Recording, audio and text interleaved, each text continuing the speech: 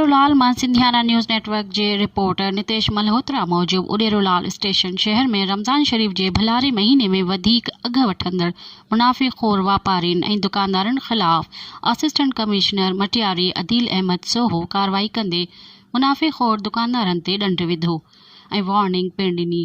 ॿिए तरफ़ assistant commissioner जो ॿुधी शहर जे केतिरनि ई मुनाफ़िख़ोर दुकानदारनि दुकान बंदि करे खिसकी विया। इन मौक़े ते assistant commissioner Matiari Adeel Ahmed Soho media सां ॻाल्हाईंदे चयो त अवामी शिकायतुनि ते मुनाफ़िख़ोर दुकानदारनि ऐं वापारियुनि ख़िलाफ़ कार्रवाई कई आहे ऐं करे रहिया आहियूं। सिंध हुकूमत रमज़ान शरीफ़ जे भलारे महीने में अवाम खे रिलीफ ॾियणु चाहे थी। कंहिं बि दुकानदार या वापारी सरकारी रेट लिस्ट ते अमल न कयो त संदनि ख़िलाफ़ कार्रवाई करे खेनि जेल मोकिलियो वेंदो। यादि रहे त 2 ॾींहं अॻु सिंधियाना न्यूज़ नेटवर्क ते उडेरोलाल स्टेशन में महांगाई बाबति ख़बर नशर थी हुई, जंहिं ते असिस्टेंट कमिश्नर दुकाननि ते छापा हयां।